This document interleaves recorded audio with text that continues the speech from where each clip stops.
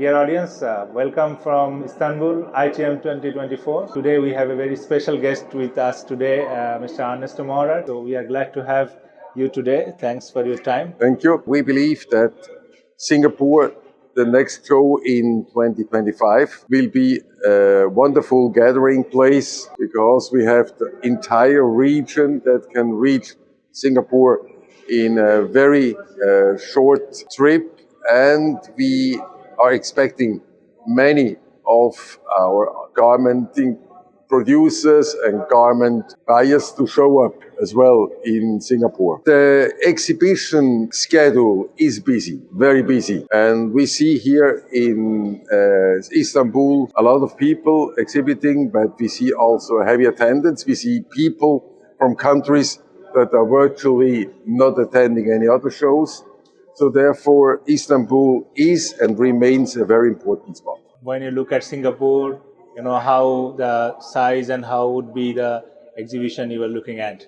Singapore is definitely not the masterpiece like ITMA Europe, but we are sort of testing the water. We are coming back to Singapore after almost 20 years. So therefore, we really have to test the water a little bit.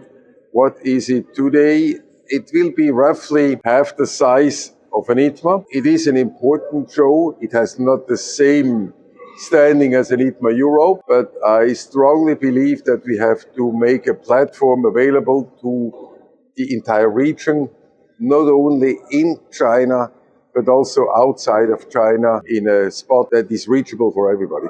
Yeah, but at the same time, you have two ITMA Asia shows in China also in 2024 and one in 2026.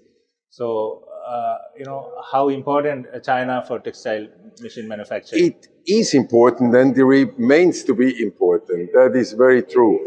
As it is important, it is not the only important spot. And especially if we compare things to Bangladesh, then we see Bangladesh still is among the top 3 players in the world and remains there for whatever apparel or fabrics that you talk about. But to me, therefore, yes, China is important, but not the only important country. You know, I think that is something that is the most challenging nowadays, maintaining a high quality, maintaining a high versatility by reducing resources, energy, water consumption, and all of these processes. It has always been an issue, but the issue became stronger and stronger in the last few years. If I ask you about what are the policies in Europe coming up which can impact the textile business? We had recently quite a few of them,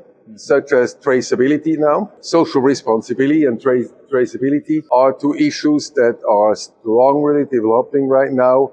A lot of people are talking about that. We get new laws, we get new regulations. These regulations will affect the entire chain, from raw materials to machine production to garment production. And we need to work very close together. I think if I walk through the show, I see all these companies. These companies are well known to us, but I see a very strong movement towards this sustainability. It is a fact in our industry that will never go away anymore. Either you embrace it fully and you implement it, or you're left behind, I believe. It's not a short-sighted trend. It will be the companion of our industry for many, many years to come.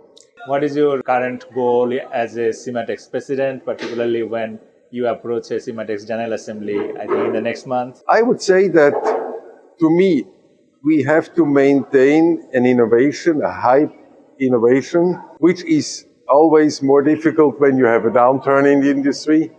But it is our lifeline of survival. And we should make very close contact with our customers, with our machine users, and at the same time reach out to the end consumer. And I think all of us are in the same boat in here.